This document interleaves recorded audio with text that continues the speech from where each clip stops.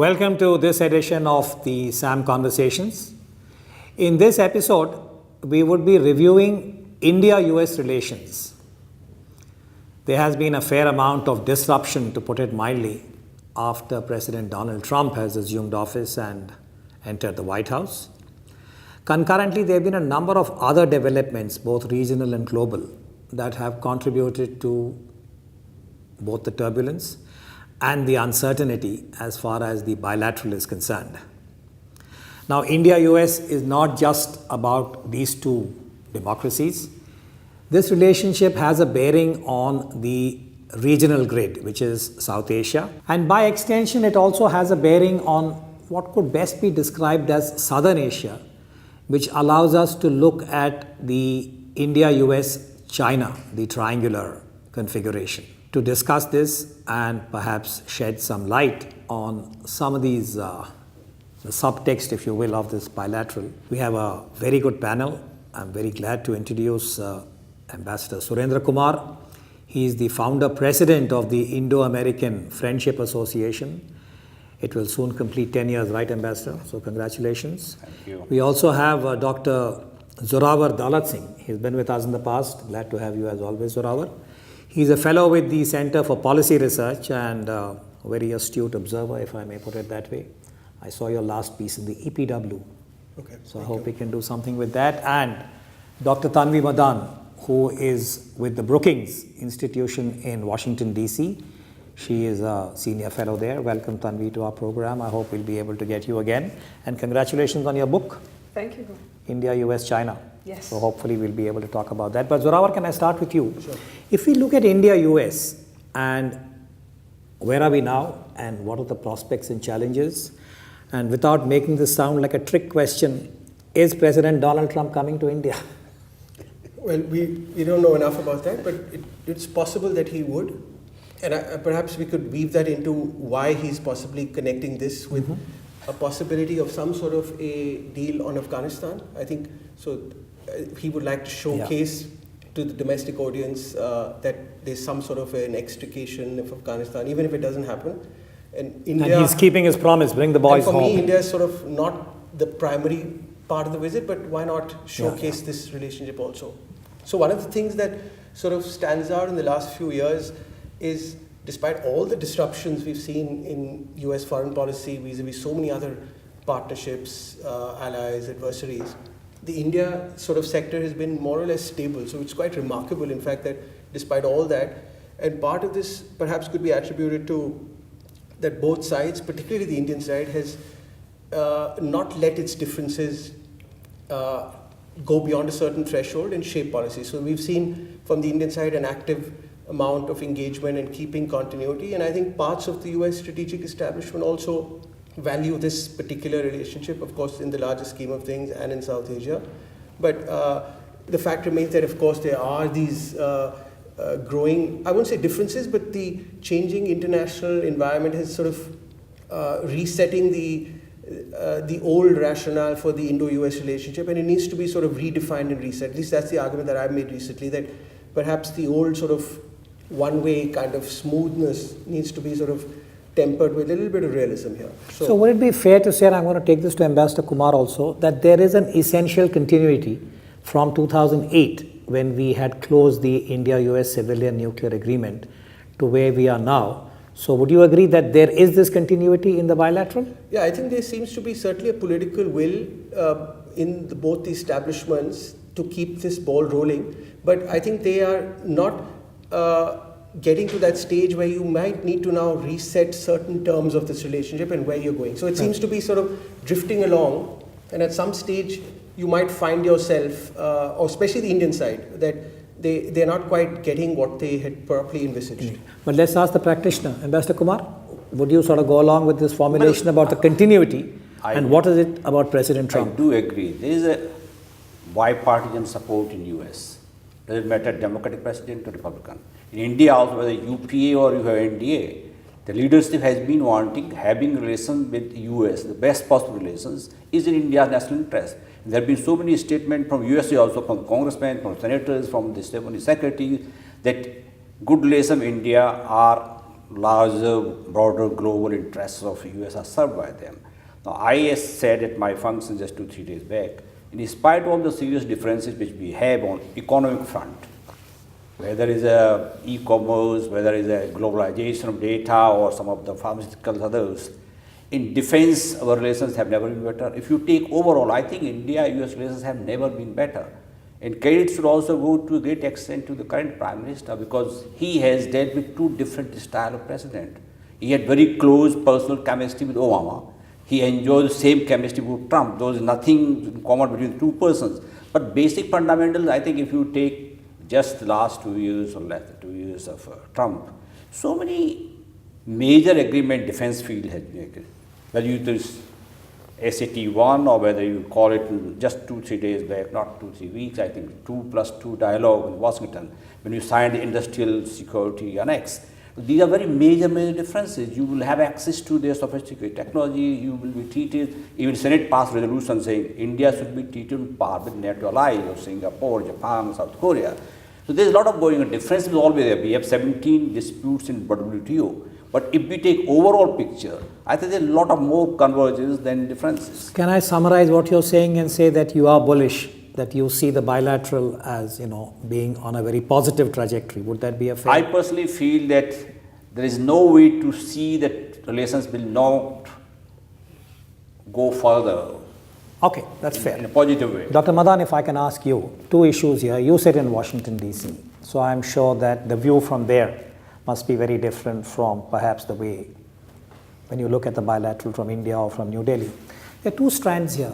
One is that in recent months, particularly after the August 5 decision by the Indian government in relation to Jammu and Kashmir, and most recently about the Citizenship Amendment Act and so on, there is a mood within the US Congress, particularly amongst the Democrats, which has been critical of India.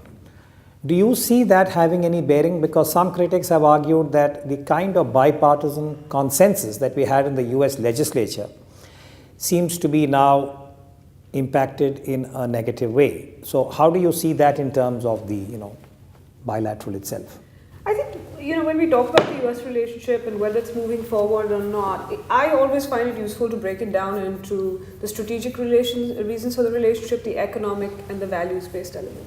And what we've seen over the last, and I would not even say 2008, I would go back to around the late 90s, particularly 2000, is that you've seen each of those kind of essentially be relatively balanced. And so you've had this three-legged stool. And I think what you've seen in the last couple of years, particularly almost 3 years now, that on the defense and security side, actually, this relationship has deepened considerably. Foundational or enabling agreements signed, moving forward operationally, reviving the quadrilateral, talking about the Indo-Pacific and working together. And so you've seen that move forward. Economic, I would say the picture is mixed. As Ambassador Kumar said, if you look at the numbers, they've gone up, both in terms of trade and investment. Private sector companies from the US are still interested in doing business here, and Indian companies interested there. But I think this value side, but on the other hand, on the economic side, trade frictions to a president and a prime minister here who care about this economic issue, and frankly, both have shown protectionist tendencies that have affected their ability to really move forward on trade deal. But it's the value side that I would say definitely here, but also, there have been complaints from India about the US as well, particularly related to immigration, potentially the safety of Indian citizens. But I think on the Hill, what you've seen now on Capitol Hill is that some of those values questions are being raised, either as values per se, that look, part of the reason for the support of India in the US has been it's a democracy. It is part of this kind of rules-based order. Americans often refer to it as the liberal international order, though that's being referred to less and less. And so India is kind of a like-minded partner in that regard. And so there are questions about that. I think on the other side as well, those who don't necessarily care about the value side so much, that these create some space for both countries. They care about it from an internal stability issue. Internal stability, but also the Indian government's ability to focus on the economy. That is this all essentially going to take away or contribute to India being able to be that strong, prosperous India that the US would like to see in Asia, very much as, if not stated, but actually as a counterbalance or contrast to China. Well, okay, I'll come back to you because I think there is a kind of related issue here, which is, your book really, the China factor in the bilateral. But let me sort of weave this differently. Zorawar, if I could ask you to look at Afghanistan. In your opening remarks, you spoke about President Trump and the primacy that Afghanistan has from his point of view as the person in the White House.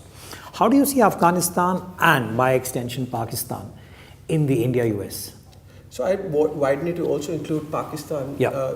One is, of course, the old argument that we know that the US presence in that particular area is going to always keep Pakistan in the game, so to speak.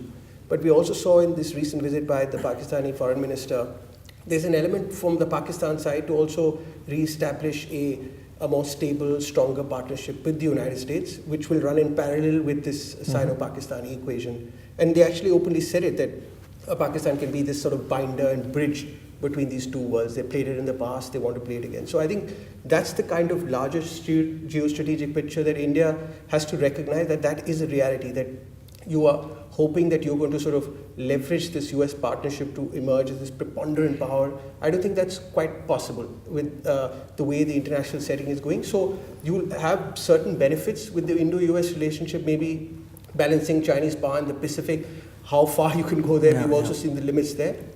Maybe I'll just add one more point, sort of a more philosophical, that when the Trump administration came, there was this belief in India that as America redefines its place in the world, little more nationalist, little more tougher on its adversaries in Asia, particularly China, that you might be able to benefit from that, both in terms of shifting American capital enterprise into South Asia, also geopolitically. We've seen actually that that's not played out to what you would envisage, because the globalized economic system, actually now China is an important second pillar in that. You want stability on that front, but even on geopolitics, have you really been able to benefit on the BRI, CPEC? What have you really gained in that sense? So maybe we should be hoping for a more stable US role in the international system rather than this more sort of, because we're hoping that this might lead to a United States that accepts multipolarity. We're actually not seeing that. We're seeing this schizophrenic sort of struggle within the US establishment for prolonging its old policy of primacy versus something which is a little more destabilizing, that if we can't have our way, we're going to retreat but in a way that doesn't solve conflicts, that exasperates them. So we're seeing it in Iran, we're seeing it in West Asia. Even in East Asia, we haven't really seen anything constructive on the Korean Peninsula. So it's a complicated Can I sort of extend this to you, and really one of the fundamental kind of contradictions which we've often said for 20 years, if not more, going back to Prime Minister Narasimha Rao's tenure to where we are now, that when it comes to Pakistan, India and the United States are on different pages, meaning that we have a certain view of Pakistan as a country that has been sponsoring terrorism and all those connotations, whereas the United States, even despite all the kind of, shall we say, revelations about the perfidy of the Pakistani state in relation to terrorism, Taliban supporting, US troops have died, let's put it as bluntly as possible.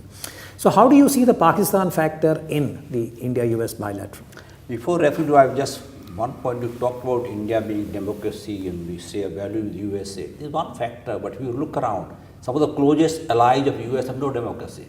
The democracy being a very factor is a very myth, because you are really wanting to be close to India for last so many years. But those countries do something very differently. I will say, China, if there was no China factor, China also has $500 USA, billion whether it's Obama, whether it's Mr. Trump, they see India could be the only counterweight to China. But I'll tell you, I think I'll come back on that. But do you want to talk on Pakistan? Pakistan, look, Pakistan, we can never be on the same page, because US need of Pakistan and US need of India are two different things. They can never, fact, when all these people, whether you go to Hillary Clinton and he said you are breeding snake will come to you also, the same. Trump has put maximum possible pressure on Pakistan. At the same time, they knew they cannot do without Pakistan, Afghanistan. Somebody wrote in, I think recently, some paper in USA saying, here logistics are overshadowing the strategic interest, because you just cannot avoid Pakistan. They are really begging literally for last 2 years to have discussion with Taliban, whom they unseated 2002. But they can't do without Pakistan. Now some reports are saying they might meet maybe this month or other. And so long as they cannot exit from Afghanistan gracefully, US cannot, there is no way US can abandon Pakistan, but we should be happy they are really showing flexibility. After all, we couldn't have put Masood Azhar without American pressure. China was obstructing for so long, but they finally agreed. And they have really been openly saying you have all these terrorist camp, training camp, all the closed now, but there are limitations to their capability of controlling Pakistan, because Pakistan is still in a position to damage their interests of Afghanistan. So we live with the contradiction. But I just want to make one point on this democracy issue, which is that it may be true that the United States has a close relationship with a number of countries that are not democracies, but that in no way, I think, detracts from the fact that when we go back to 2008, much of the foundation was that India was being acknowledged and recognized for its democratic secular credentials. And there is disappointment within the US, but we'll leave that aside. Tanvi, I want to actually come back to you on the China factor. Two issues here. One is China-Pakistan. I mean, as recently as 10 days ago, we had China raising the Kashmir issue again in the United Nations Security Council. Now we have President Xi Jinping in Myanmar, Pakistan, and the whole BRI, and the footprint is getting, deeper and stronger. So since you've written a book on the subject, maybe you should give us a little policy prescription how China is playing out in the India-US. Sure. So my book is more historic, and it makes the argument that while we see this idea of China shaping US-India relations today, that it has done so in the past in the Cold War, and what lessons can we learn. And I think one of the things you do see even today, and this is where I see things slightly differently from Zorawar, which is that if you think about what India has gained from this kind of geopolitical or seeing China differently, for one, it's related to our conversation about Pakistan. You would have seen a far more critical US about what's happening in India domestically, including on the economy, had the US not thought it needed India because of its concerns about China. You would have seen the US not be forthcoming with assistance at the Financial Action Task Force or the UN Security Council had it not felt the need to establish a relationship with India. You'd have seen far more complaints about the Modi government not having signed a big defense deal with the US so far. We might see it during a potential Trump visit. But I think China in some ways has created space or concerns about China where there is convergence between the US and India. You've seen that create space at a time when those economic links and the values links aren't as big a driver for the relationship. The US is not going to solve all India's China problems. But what it has done is, it's a question of what you do with the partnership. And not just with the US. So for India, it's been one of the outcomes we've seen is India, as historically, it's always been concerned about other countries acting its neighborhood, other powers. But whenever China has been the one getting involved, it's more than happy to work with other countries, including the US, including Japan. And now potentially we might see it with countries like Australia. So I think we've seen the US in some ways, there are often complaints here that, US is going to try to use India as a frontline state. I would argue India has been doing that far more with the US, which is trying to bring the US in terms of funding. And now there are $60 billion worth of funds, not necessarily just in the Indo-Pacific, that the US will bring to the development finance picture. You've seen, and you would know this better than me, the upgrading of India's maritime capabilities because of technology being available from the US that wasn't earlier. In large part thanks to their concerns about China. So I think, the US is not going to do everything for India, just the same way India won't do it for the US. But it's that convergence, I think, that has created space, not just for India with the US, but I would argue for India with China. You would not have seen Xi Jinping come to the table in Wuhan had it not been for both Chinese concerns about US and India knowing that China was concerned about the US. You want to comment on this, Zorawar? Because your EPW piece actually talks about the Indian dilemma. You want to weigh in on this? Yeah, so I think the argument that I've made recently is that the logic for the Indo-US relationship actually becomes more sustainable when you go beyond China, when you broaden the basis of it, when, as Tanvi said and others, that bring the economy and bring regional security and bring also just that idea of a broader balance of power in Asia. But when you come and make China sort of a little more exaggerated in its impact on the Indo-US, you actually then start coming to a situation where India can never play the role that perhaps US geostrategists so. would like it to play, and perhaps the US can't play the role that India would like it on a continental front as a counterbalancer. So the argument is, and there's of course the bigger picture, which is quite unique, that the rising power in Asia, and perhaps in the international system, has these extraordinary linkages with the erstwhile dominant power. So I think that we haven't faced this situation historically where the power transition is happening at a time of intense interdependence. Now, when you see that particular reality, how are you going to exploit that balance of power? So I think on our part, we haven't been as sophisticated. I would say that American policymakers recognize the broader chessboard. My argument is that we aren't recognizing that chessboard. So recognize it and then draw benefits from both sides. That's the argument. As always, I think, we come to a very interesting point in the discussion just when we're running out of time. But I think the sort of central element here is that for India, the bilateral with the United States would perhaps be amongst the most important over the next 2 or 3 decades. And by extension, I think the challenge for India would be to find the right kind of modus vivendi, if you will, in terms of its relationship with China also. And this really is the critical triangle, which is India, US, and China. And if India is to realize this aspiration of a $5 trillion GDP, because everything starts from a strong economy, I think we would need to fine-tune this engagement both with the United States and with China. But on that note, allow me to thank my guests, Ambassador Kumar, Dr. Zorawar, and Dr. Tanvi Madan. I hope we can have you again and extend this conversation. On that note, thank you very much. We'll come back again with another episode of SAM Conversations. Thank you very much for giving me an opportunity to share some of my thoughts on the current and the future the state of India-US relations as a part of this conversation. Let me begin by stating you have 3 outstanding individuals on the panel for this conversation who I know will provide significant insight on the relations. I'll provide my perspective not as a subject matter expert, but as an Indian American who has developed an understanding of the way both nations work, and as a person who wants to see relations that are beneficial to the best interests of the 2 countries I dearly love. That said, I believe, as President Obama stated in 2010, that the India-US relationship has the potential to become one of the defining partnerships of the 21st century. Where do we stand today in that regard? How did we get there, and where are we headed? As I view it, there has been 3 stages to US-India relations to date. The fledgling relationship, which ran from 1947 through 1990. The strengthening relationship, which ran from 1991 through 2016. And the functional relationship, which began in 2017 and will run through 2020.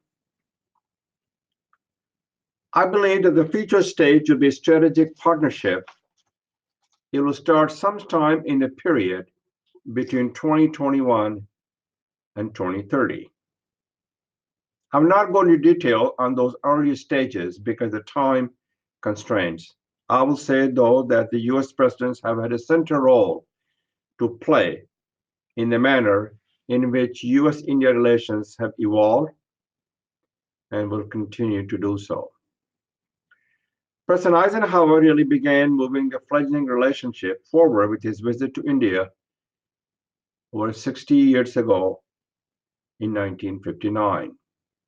President Bill Clinton, George W. Bush, and Barack Obama were pivotal to establishing and maintaining this strengthening relationship, which ran from 1991 through 2016. And President Trump is responsible for the functional relationship that exists today between India and the United States. President Trump took office on January 20th, 2017. There were high hopes from some the US-India relation would strengthen substantially under his presidency. In point of fact, they have not. They have gone one step forward and one step back. The results have been mixed, and the relations have become primarily functional. In my opinion, that's the best that can be expected from this president. Partnership, cooperation, and collaborations are not words in his vocabulary. Nationalism, isolationism, and protectionism are. This is most true when it comes to trade relations and negotiation. For the first 2 years of the Trump administration, India got by relatively unscathed compared to many other nations. Then, in the first half of 2019, things become unhinged as relations were strained and India and the US got into a tit-for-tat tariff war after the US terminated India's Generalized System of Preferences, which is also known as GPS, which allowed India to sell certain imports to the United States duty-free. From mid-year, there was rumor after rumor that a new trade deal will be announced soon. It is now 2020, and it appears a trade deal will be announced shortly. The deal could be announced during Trump's visit to India in February if that occurs. And there could be other important announcements at that time regarding Afghanistan and other defense and security matters central to India-US relations. This would definitely advance the US-India relationship. The relationship will not become a strategic one, however, that is probably due to the fact that such a relationship is contrary to President Trump's modus operandi and personal style. It is impossible to have a strategic bilateral relation with someone who is unilateralist. As I said at the outset of my remarks, however, I do believe that India-US will have a strategic partnership in the future. It will come after President Trump is no longer in the office. If Trump loses his 2020 re-election bid, that partnership could start being developed as soon as 2021. If he wins, he will not start developing until 2024. The reason that such a partnership is likely, there are many driving factors that will eventually bring it about. The primary ones include shared democratic values and common geopolitical interest, expanding trade and commerce, the growing influence of Indian Americans in the United States. As I close my remark, let me say this. President Dwight D. Eisenhower was a visionary.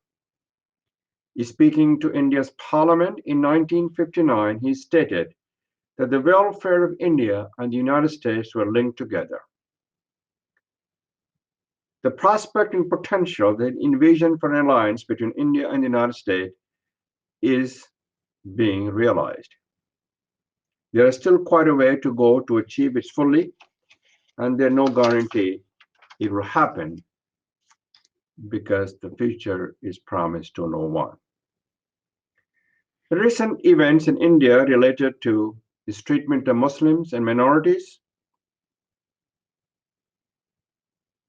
and in the segment of American society which looks inward and backward to more segregated times, could potentially derail the movement towards a strategic partnership between the United States and India.